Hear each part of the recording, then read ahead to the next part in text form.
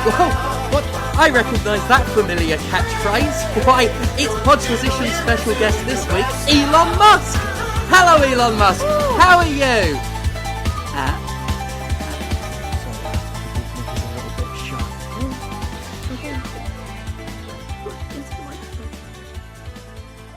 Hello everyone.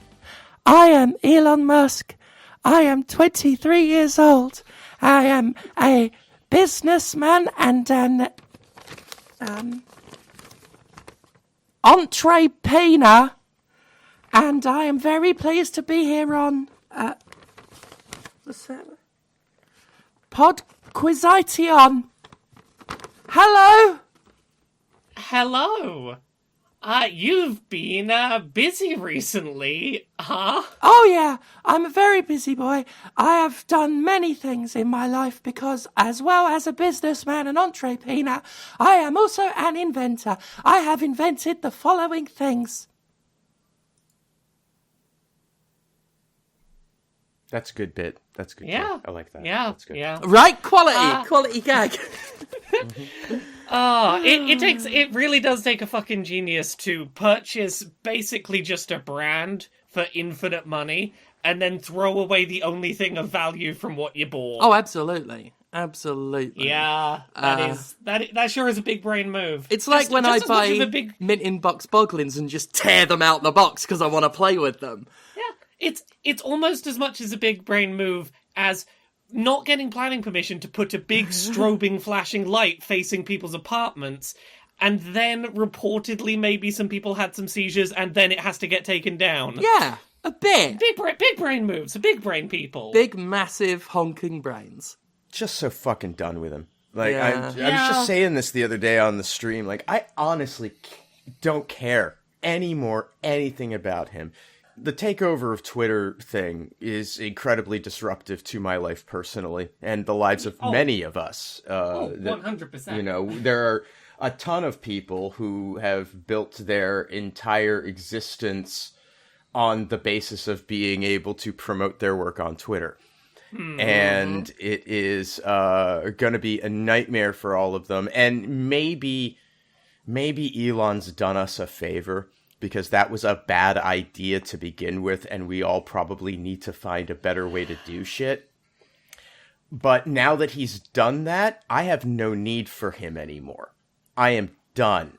I am just so fucking sick of hearing about this sad, divorced loser who is so in need of attention all the time. Not divorced. I'm a husband in waiting. No, he is divorced. He's so divorced that he's made his entire identity the fact he's got an ex. No, that was actually very clever, because I think everyone should live the Elon Musk experience, which is why I made it an X, so that everyone who opens their computer can be terrified that they've left a porn tab open in front of their wife. Ex-wife! Wife! Bye, Elon. Welcome to Podquistion. Welcome. We talk about video games and stuff sometimes. There's one last thing quickly. I would yeah. like to just do. I'm just. No one else has to observe it. I'm just going to offer a moment of silence for the Jim Sterling subreddit. Carry on, please. So yeah, who's been playing video games this week? I haven't really. I mean, I did play some more Pikmin 4, and I'm sure we'll talk about that a bit. But I mean, I've been playing more Pikmin 4. How far in are you? Out of curiosity. I did the version of Pikmin 1 that's in Pikmin 4. Yeah, I did that. I didn't finish the Ochi stuff. Yeah, so compared to where I was last week, I was coming up towards, like, the first ending of that game. Mm-hmm. Which was the length of a Pikmin game. It wasn't like I felt shortchanged getting to that point. Yeah, it was like, 25-ish hours maybe, being like, yeah, that's a Pikmin game. And there sure is more Pikmin game in that Pikmin game. Yeah. Because there's just a Pikmin 1 in Pikmin 4, and that's fun. Mm-hmm. That's neat.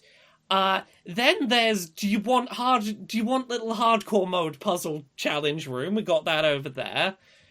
Do you want some more game in Pikmin 4? Because we're not done with Pikmin 4 yet. We know we told you we were done with Pikmin 4, but there's more Pikmin 4. I am still trying to platinum every Dandori challenge in that game, and I'm getting there, but they are some impressively like tightly paced puzzle challenges. Mm-hmm. If you want to go for those platinums, you have to have a really good route planned and execute on it basically flawlessly, and even then it's going to be tight. And I appreciate that challenge. It feels... It's given me a lot of like good top-end stuff to be, you know, eking a bit more out of the game on, for a game that already had more than I expected in it. It's good. I thought that the Olimar challenge, which is Olimar's exploration, I think is what they call it. Yeah. I really liked that. That it was limited to just 15 days, and yes, it was satisfying to play, and it sort of... It's not that different, ultimately, from Pikmin 4, because you still get a dog, you still get most of the new mechanics stuff. The way it introduces it is interesting, based on sort of experience level, in a sense. Yes. Unlocking the abilities as they go along, but you still get almost everything that you got access to in the main game. And I like that. And I like that it's a more focused experience, because it's like 15 days, and you know exactly how many things you've got to find. You've got 30 things to find, 15 days, average of 2 a day. If you can keep ahead of that pace or find extra stuff that'll help you get ahead of that pace, that's great. I didn't need the full 15 days. No. But it was enough of a thing where it's like, I have plenty of time to spare, but it's constantly in the back of my mind that I need to keep moving. And I liked that pacing. Yeah, it's plenty of time to accomplish the goal. You don't even have to be that efficient. I think I had like 4 days left by the time I finished. Yeah, I think I had around 5 days left. I probably wasn't that far off, but it's enough of a thing in the back of your head to keep you moving, and I think that works. Yeah, look, there are things about this Pikmin that, you know, I don't think it's perfect by any means. I think that it's very wordy to get started. Like, your first hour and a half is a lot of dialogue boxes before you can actually really play it. Yeah. But, like, once it gets going, I had a great time with it. I find it hard to complain about, you know, the changes haven't stopped me having a great time. Yeah. Yeah, no, I think most of the changes are for the better. You know, I like Ochi. I like the Ice Pikmin a lot. Like, it's... Those changes by necessity brought on other changes that I'm not crazy about, but in the exchange, I think it works out for the best. So, yeah. Also good news for, like, this Pikmin having done better than expected. We don't know, like, global sales figures for it, but in Japan... it has opening week sales figures that are higher than the first 3 Pikmin games combined. Well, that's not nothing. Yeah.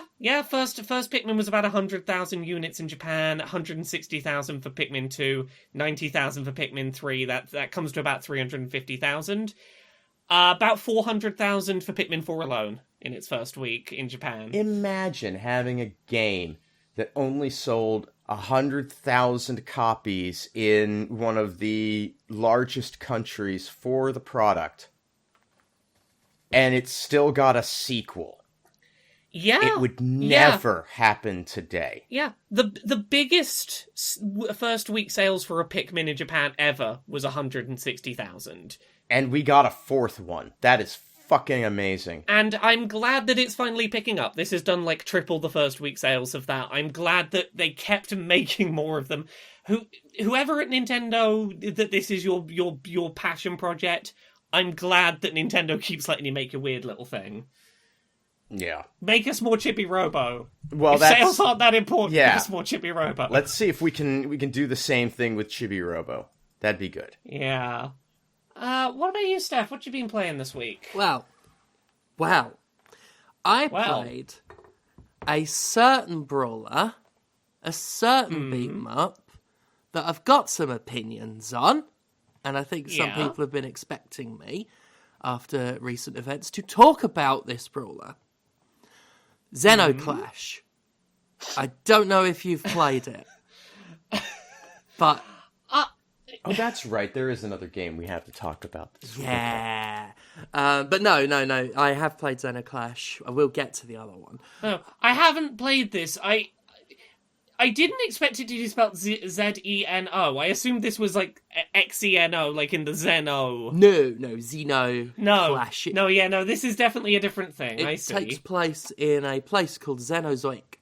A place... It sure does, looking at these screenshots. Yeah, a place of pure anarchy, where there are no laws, and no one can read or write or build anything. They just punch each other all day. That's all they do. It's a weird game. Came out in like 2009 and immediately had my attention because of the character designs, which you look up any given screenshot of Zeno Clash and it really is like just like a particularly unhinged Jim Henson film, like Labyrinth or Dark Crystal or something. It's a first-person brawler, and the first one very awkward in places, control-wise, because it was that period. Like, even nowadays, developers... There are some really good ones, but some developers still really struggle with, like, first-person melee combat. And this one was particularly clunky and janky about it, but a very interesting game. You play as someone called Gat, who left a big family of very sort of visually diverse characters, all brothers and sisters, after killing their father-mother, who is their father and their mother, and talks like that. And you're being pursued by all of your siblings for that murder, and you end up in the forest surrounded by the Corwid, who Gat used to be part of, and the Corwid are people who just decided reality didn't apply to them, so they just get to be insane. That's their whole thing. Is that an option that I have? Apparently. Can I just decide that I don't want a reality anymore? Oh, yeah. There's a trailer on YouTube called The Corwid of the Free that is the thing that really made me pay attention to this game back in the day. Well worth looking up. It's the main character's voiced by the guy that did Adam Jensen from the last two Deus Ex games. As he just explains who the Corwid are. People who aren't slaves to reality, so they can be insane. And each one gets this sort of... it's almost like an extreme extrapolation of OCD. Like, they all get a thing that they're obsessed with. Like, Oxameter is this guy who walks in a straight line. That's what he does. And the protagonist, as he is explaining these characters to another character who doesn't understand what they are... He's so, like, wonderfully matter-of-fact about it. Like, here's this one character. He eats people. Why does he do that? Why not? Oxameter, he walks in a straight line. That's just what he had to do. You're really selling me on this being a lifestyle I could see myself living. Oh, I I'm get all to about opt the out of Corwids. reality. Yeah, I get to opt out of reality. I just pick one character trait and that's all I do, and no one expects anything more from me. Yeah. Oxameter's a great one, the one who has to walk in a straight line.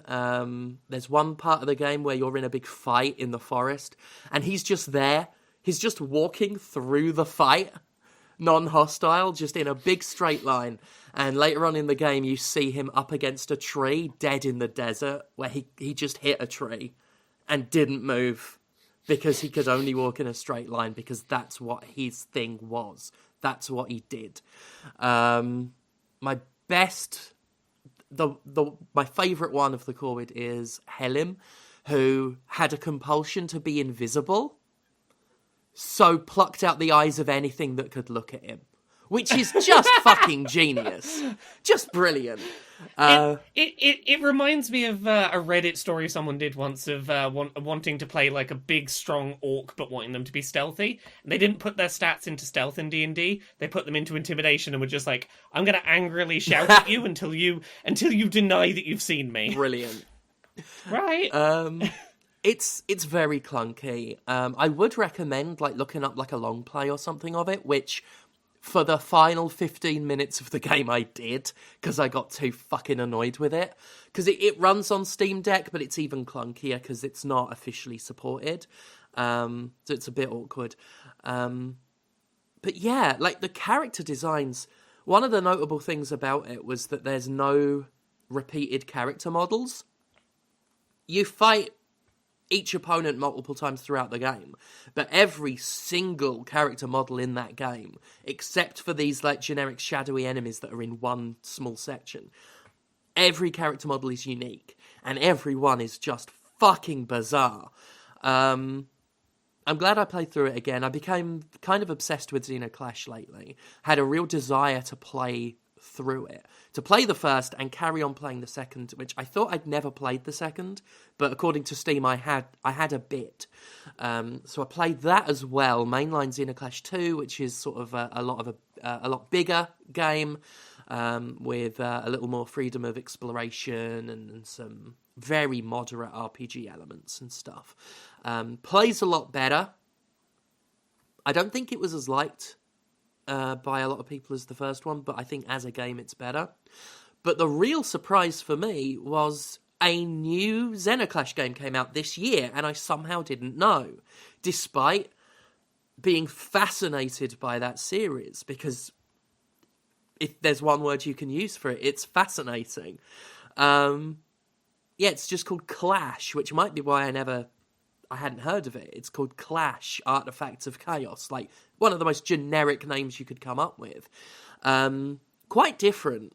Visually, it's sort of very bright and vibrant and cartoony, with a lot of kind of pencil-drawn lines over all of the character models and environments. It looks fucking gorgeous. It looks beautiful. Seeing it in motion with just the range of and contrast of vivid colours they use. One of the prettiest looking games I've ever seen. The writing and voice acting took a dramatic step up. The bad voice acting was sort of part of Xenoclash's charm, but they've actually got legit fucking good acting in this. So I don't think it's taken anything away by being better, like some games have done. It's third-person combat this time, for the most part. You can build up a meter that will put you into first person, and if you land enough hits without getting hit yourself, you'll do a finisher, which is neat, and it's a nice little nod to Xenoclash. But it's really good. Like, I like the Xenoclash games as experiences more than I do as games, because they're hard to recommend as a game. But this third one, this Clash, it's still got some jank to it. There's still some awkwardness, but the combat's pretty good. The character designs, again, still great, visually brilliant. The RPG elements this time are a lot more expanded and are a lot nicer, with a lot of different... you can unlock different fighting stances and special attacks to have a kind of a unique fighting style. They have this interesting thing called the One Rule, the One Law, which is if you fight intelligent enemies that aren't just monsters, you can choose to challenge them to the Ritual, which is a dice game. And if you win the dice game, it's just rolling dice, and then you've got these little modifiers to change the values of your dice and their dice. And if you win that, you can select one of your artifacts to add a rule to the fight that's about to happen. Such as the loser has to drink poison, and so their health will slowly drain, or the winner gets a free hit before the fight starts, or summons, or you can have an artifact that's a pact and one that's a summon. So if you win a fight with a pact, you can bind a character that you just fought to it, and then summon them if you win a ritual in another fight to fight alongside you. So yeah, really cool. I love the idea.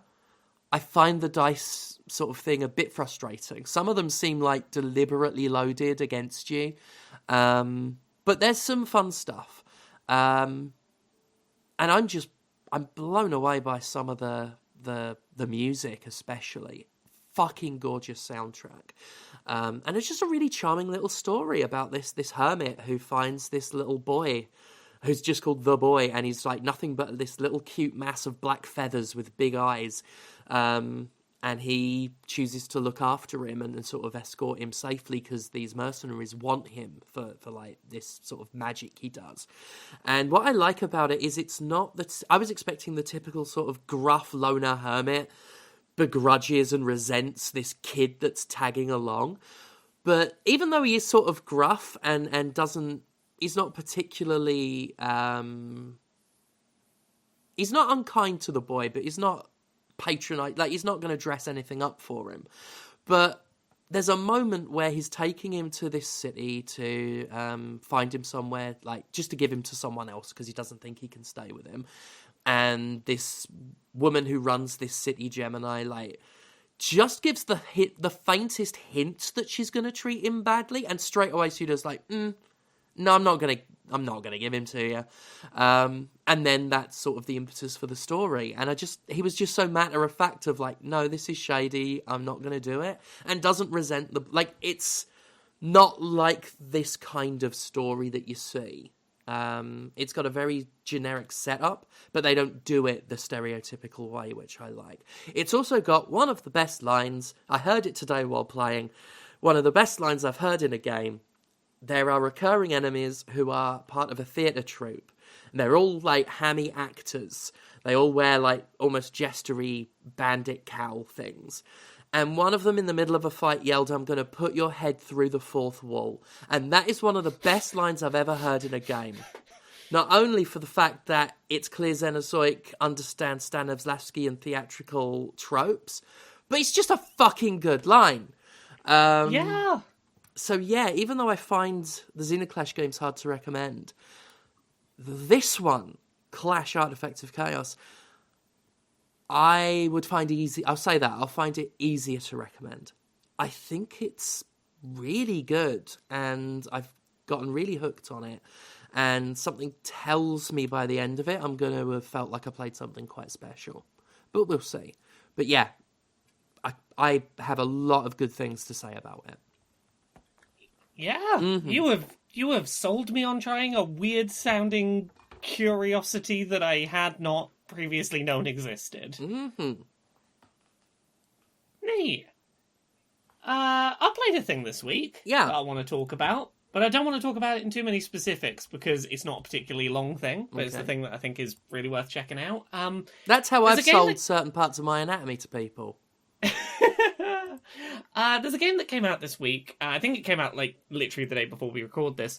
Called Venba. Have either of you seen this? Sort of 2D animated art style game about cooking. I saw you streaming it last night. I didn't check a lot of it out, but it looks interesting. I won't say too much. This game is like somewhere between an hour and a half and 2 hours long, maybe 2.5 if you take your time with it.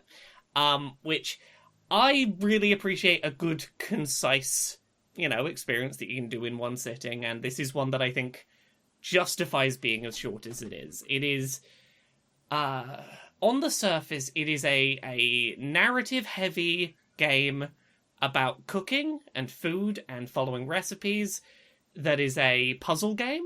I'll talk about how this wraps into the narrative in a minute, but on paper, the gameplay you're doing is you have a recipe book that is a little incomplete, it's a little worse for wear, there are some gaps and some bits that are a bit damaged, and you are trying to complete recipes to make meals, sort of working out what's missing in the gaps. It is a light puzzle that is not trying to prevent you from progressing through the game. It's not there to be a roadblock. It is there because the experimentation and sort of playing around trying to work out how you make these dishes is sort of a narrative theme. You are playing through the game as this woman called Venba. She and her husband moved from India to Canada in the late 80s. There is some implication that they sort of felt the need that they had to get away from India, and they're debating whether or not to move home to India because Canada has not been great to them as a pair of immigrants in the late 80s. and then they find out they're going to have a kid. And they decide to stay in Canada to raise their kid there, going, I reckon that they're going to have a better quality of life. Mm-hmm. But it becomes this story about trying to keep cultural practices alive when you are very separated from where you grew up. It is a story of food as a way of exploring heritage and relationships between people. And it makes really good use of cooking as a mechanic to sort of explore the experimentation that comes when you are trying to keep alive traditions that you don't have someone around to directly check things with. It is a really beautiful game. I don't want to get too much into where it goes from there, but the things I will say are that I got really emotional a few times playing it, and the best compliment I can give this game is that the moments that emotionally hit me weren't big, dramatic, we're trying to make you have an emotional reaction here moments. It was really, really subtle little details, things that the game just wasn't trying to draw my attention to, that you'd notice one little thing and suddenly get hit. And I think that is a really impressive thing to do with storytelling, to make subtle details that the game isn't drawing your attention to hit as hard as some narratives try and make their big dramatic moments. The soundtrack is absolutely fantastic. There is one aspect of the game that's maybe not going to be to everyone's tastes. I think it is a good choice, but I know when I was streaming it last night, some people didn't gel with it. And that is, this game does feature some pretty steep time jumps in places, where you will jump forward many years in a story without any explanation of what went on in the years between. I think that this game does a really good job of using little bits of environmental storytelling and those jumps forward in time to tell things without having to say them explicitly, and I think that those are some of the game's most interesting moments. I also think that by having big time jumps, it allows you to have expectations about what might or might not have changed, that the game can then play around with those expectations. And I think that is, again, one of the things that this game does really well. It is a beautiful story. It's maybe a couple of hours long. I think it's really worth playing. Don't go in expecting it to be constantly gameplay. The gameplay is there when there is a narrative moment that it is being used to help sell. A lot of it is a story is happening. And I think it is absolutely one of my favorite things I've played this year. I think it is a wonderful piece of storytelling that uses interactivity exactly as much as it needs to tell its story and no more. And I am incredibly glad I played it. I think it is a wonderful thing. I stopped multiple times to just sit and talk and take in what had happened through that story. It was very well done. I don't want to say anything more about it, but Venba is fantastic. Go check it out. Excellent. Yeah. You know what it reminds me of, tonally? It reminds me of when I played through Florence, a mobile game that's maybe 45 minutes long, that is similarly, here is just 45 minutes if we're using gameplay to reinforce telling a story. Yeah. That is still one of my favourite mobile games ever made, and this reminds me a lot of it in a lot of ways. But yeah, anyone else played anything else this week? Yeah, I guess we did. We both played a game, Conrad. We did. We both played a game. Now, you didn't fucking hate it like I did. Like, I watched you stream it on I don't know that it's possible to fucking hate it like you did. Oh, I'm sure if I tried, I could hate it more. Yeah. So Double Dragon, Gaiden, Rise of the Dragons. This. I fucking despise it. Like, I've laboriously gone over why in my review. I think it's ugly as hell. It's clunky to play. Like, it makes my skin crawl just, like, moving the characters around and everything. They're just... After playing fucking Shredder's Revenge and Streets of Rage 4, to go back to something this regressive, with some of the least rewarding rewards and unlocks I've ever seen in my fucking life. Like, you have to work fucking hard to get enough tokens by the end of it. Like, it really tries to make you choose between, like, ending a run or reviving characters or spending money on power-ups for a run. I'll use the word run in fucking quotes, right? It really makes you sort of hem and haw on, oh, is it worth it? Or at least that's what it wants to do until you remember that the unlocks are so bad. Because, yeah, there are some unlockable characters, but, like, the other stuff is art, music, and hints. Hints! Yeah, that was... Not even good ones! Like, they're not even, like, well explained and shit. Like, bad gameplay tips. Because they apparently ran out of ideas for a game that is listed on the store as having endless gameplay possibilities in this roguelite beat-em-up. My fucking god. Yeah, I don't like it. I think it's the cheapness of it, which I've even seen people who really like it have said, I ain't fucking wrong. The amount of stun locking and enemy juggling, and it does the thing that I find... It's one of the most aggravating things a game can do with its enemies in this sort of thing, is when I take damage and get knocked over, and as I'm getting up, I get hit again before I can even, like, have any control. Yeah, a lack of iframes to... Yeah. Oh, God, there's a couple of characters get iframes with a really awkward dodge that you do from running. Mm-hmm. The enemies! The basic enemies have a dodge that they can just do. They're better at the game than Jimmy and Bimmy. They're better at the game.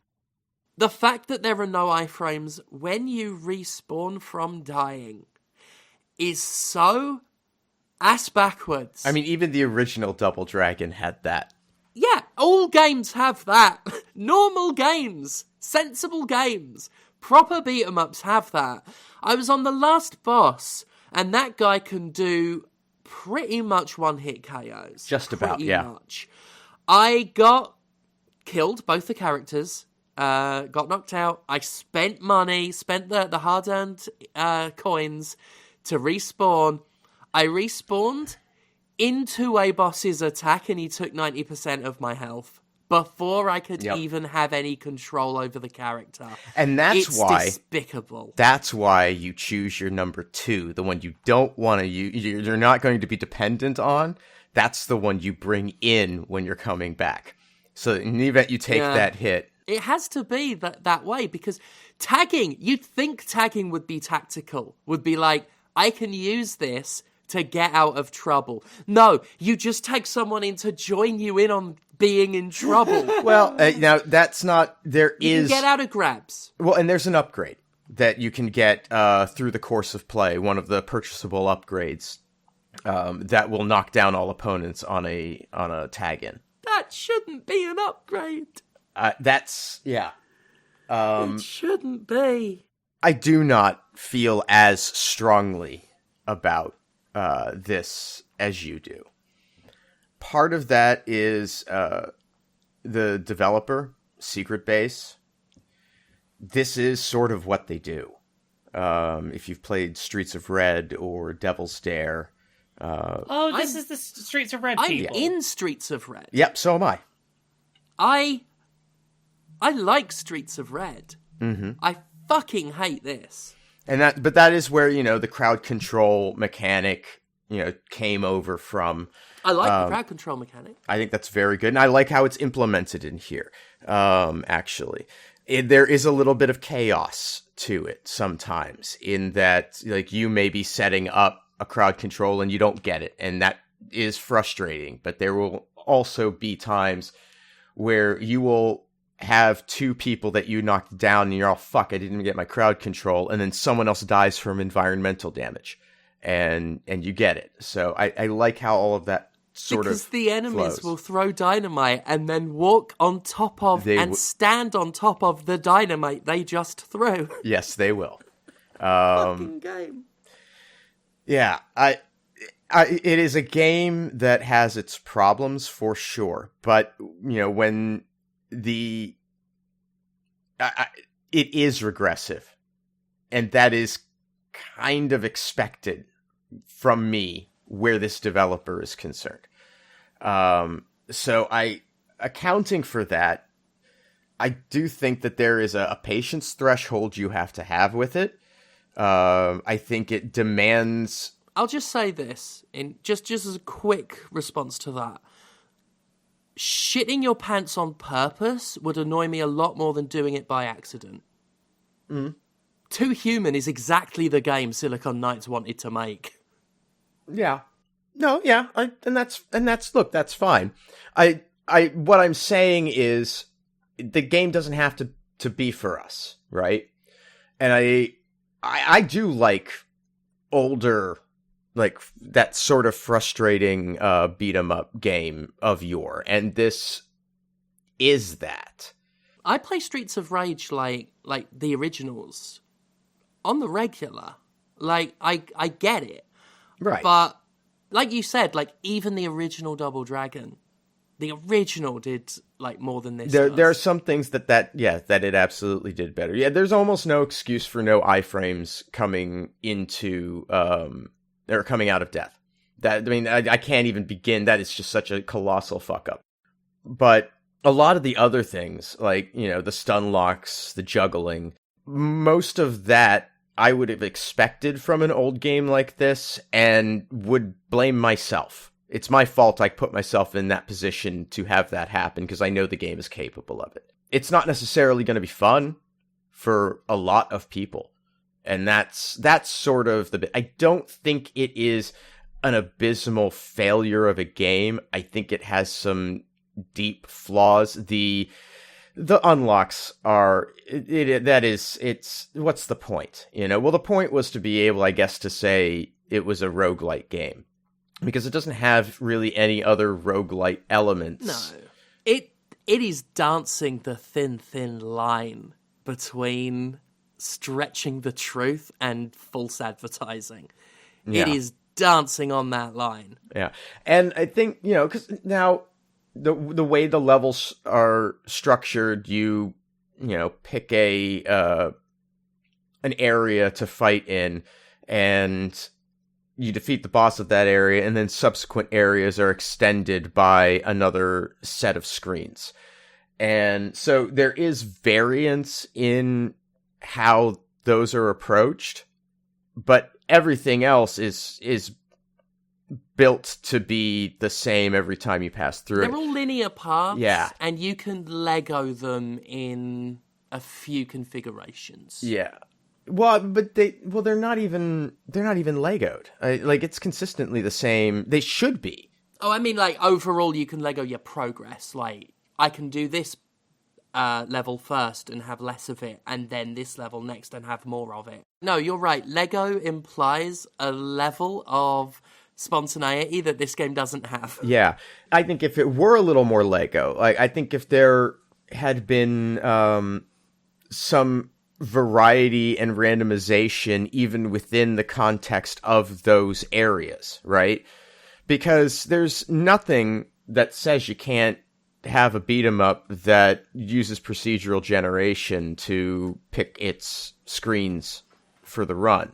I love that. Right? When they said beat 'em up roguelite, I was pretty excited about that. Like, because I can see that being really, really fucking good. I'm sure that in, you know, somewhere in the indie space, there's like all sorts of examples. Oh, no doubt. But I haven't really seen them. I've not come across it. Yeah.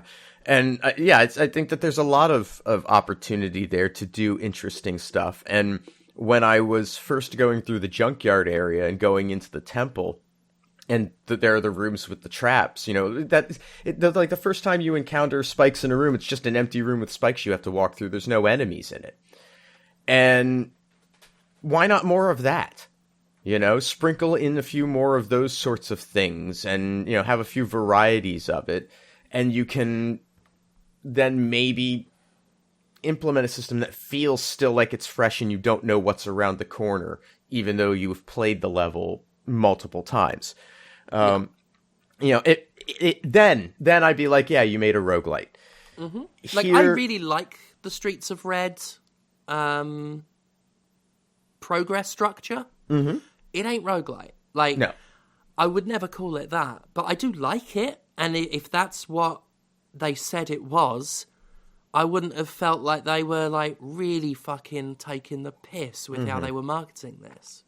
Yeah, the persistent currency thing is fine, but it's not necessary because the only thing that's worth unlocking really are the characters.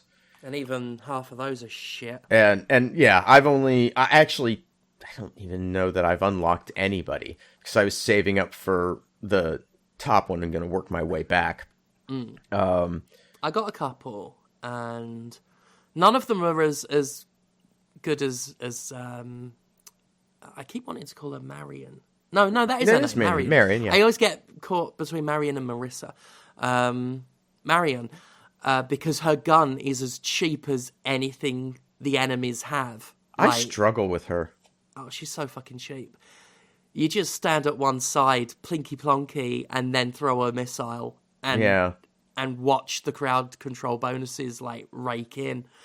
You have to turn the game into a terrible, terrible shoot 'em up in order for me to enjoy it. But I haven't gotten the timing on the bazooka right because it's a long animation for that one in the context of a fighting game or a brawler. Once you get it though, like she's borderline broken. She's no cheaper than any of the enemies, but that's what makes her fucking broken. Yeah, I've had a lot of success with. I think Jimmy's the one in blue. Is that right? Oh, I can't remember. The one in blue. The one in blue. He's all kick based, which is great for me. I like me a good kick. He has a simple combo, but his specials are all airborne kicks of some fashion, and they can be comboed up. Your standard attack is the spinning kick that will, grab in enemies, the whirlwind thing. Yeah. But a directional is like a knee strike, which can also be done in air for a different, forward launch pose. And then the down, there's an in-air down strike that's also extremely useful and passes through multiple enemies. And you can chain them. So you can go from the knee strike to the down strike, or the knee strike to the whirlwind kick. Using those, I find it very, very easy to get the crowd control bonus and keep myself going. So I've cleared it a couple of times with I think it's 3 times now with whoever the blue guy is. And I kind of like the flow of that. You get the upgrades in between stages, and I think those can have really significant effect. It's not like a game where, you're picking your arcana and you're going down this long, specialization path. But getting the right buffs to the attacks that you leverage the most effectively, or having to make that choice between having other benefits to special power generation or getting that extra health, which can, mitigate the 90% damage of the last boss of the game. Those choices can be meaningful in terms of how well you perform later. I don't see any benefit to quitting the game before you finish it. Maybe that's just me playing on infinite continues. Well, that'll be it. Yeah. It was useful to me when I was just trying to get some more characters. Yeah. It's just grab some money, don't waste it on upgrading any of the characters during this campaign, don't waste it on revives, get in, have a bad time, cash out. It's fine for that if you're specifically going for something. Right. Rather than waste your whole time doing the whole campaign and get so invested that when you get a game over, it's starting to entice you to spend thousands and thousands on revives. That's about it. There is a benefit, but you've got to sort of care about the characters or really, really want to get those hot gameplay tips. Yeah, I tips! The game is deeply flawed. In a lot of ways, and archaic. And that can be interesting, but can also be very not fun. I think if this had come out when Streets of Rage came out, we'd be like, oh my god, this is really good. But we're not living in that world anymore. And while it may not be fair to compare it to things that it's not trying to be, the world has moved on. I think that's it. It's like, yeah, there is that argument that it's not trying to be that. The argument I would have is, yeah, well, it fucking should have. Like, that's where it comes down to. It's like, no, they don't have to make a game that's modernized and has some quality of life and isn't frustrating and annoying and cheap. That is well within their rights. It's like what I said about Death Stranding. You know what? Good for you. You made the game that you want to make. And I hate playing. Thumbs up. Yeah. Like, that's basically my thought on it, is no, they didn't have to, and they didn't have to make a game that I think's good. And they sure as shit did not do that. Yep. So anyway, I don't hate it. And I will probably pop it in and play some more. I think your playing it on the Switch also was a negative, because on PC, the load is not an issue. I should hope not. But it's the kind of game I would play on the Switch. Right.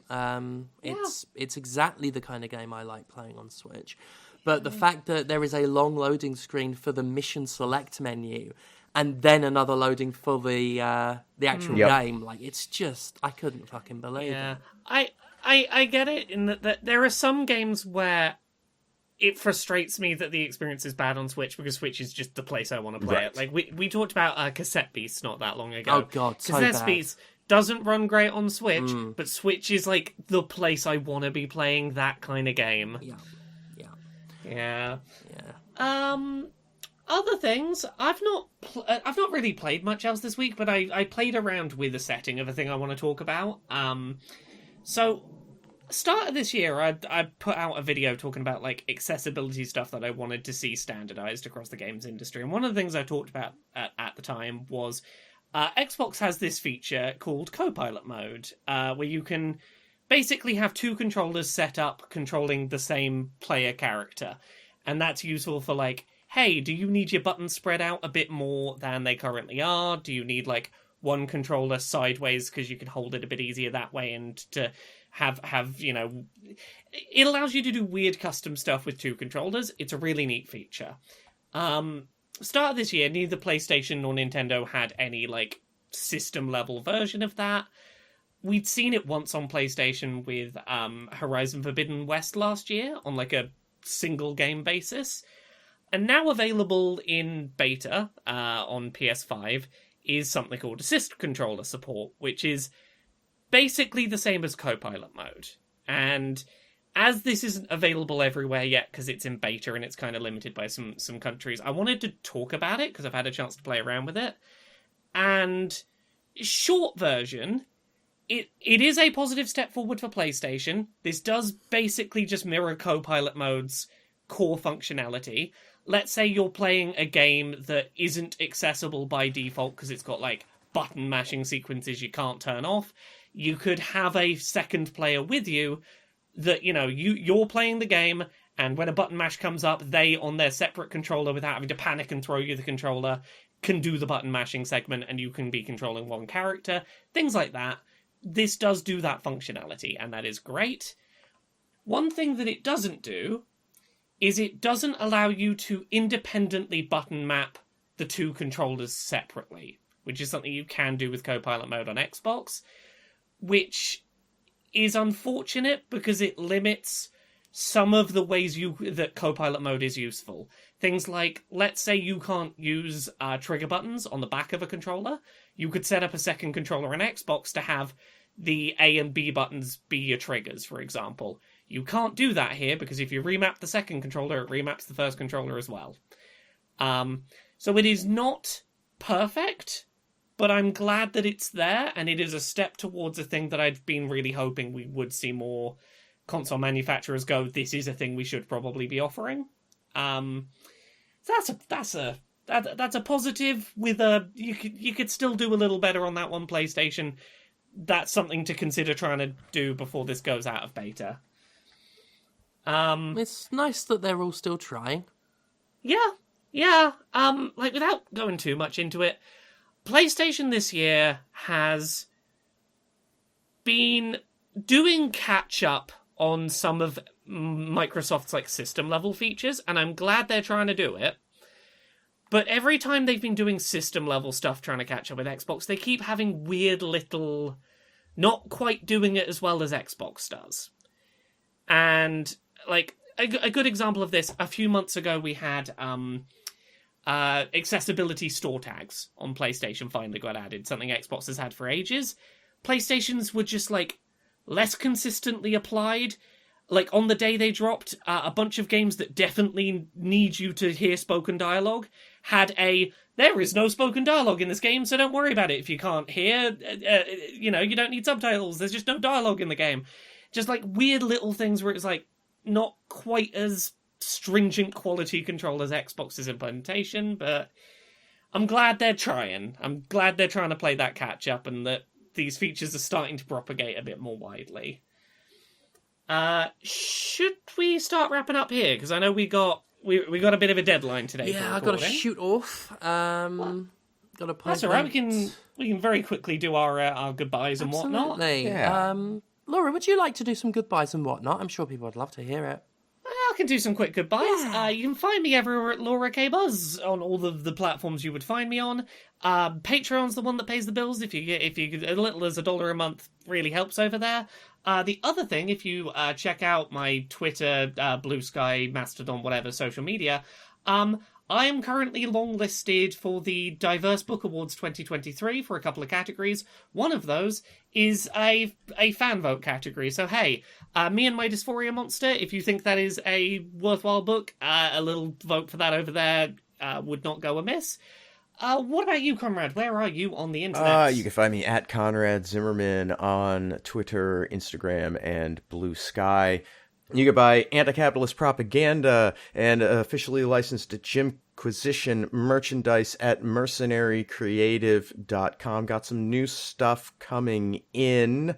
And we have a clearance sale on some old Jimquisition stuff that I need to get out of my closet. So come check that out. And everything I do online also gets supported through Patreon at patreon.com/fistshark. And you know who else has a Patreon? James Stephanie Sterling. It cannot be denied. It is patreon.com/Jimquisition. I also stream as and when I can lately. Like, that's just the rule now, just whenever I can. Twitch TV/Jim Sterling. Thank you to everyone who turned up to the Tidal show this past Sunday. That was a lot of fun. My next confirmed booking is the big one that I've been sort of bigging up for a long time now. August 26th in Leeds, Commander Stephanie Sterling versus Kid Bandit in the main event of the next True Grit show. I guarantee you it's going to be an incredible fucking match. I guarantee it. So it's August 26th, Leeds, True Grit Wrestling. And that's it. Thank you all so much for listening, supporting, sharing, all of that good stuff. We will see you next week. Bye. Bye. Bye.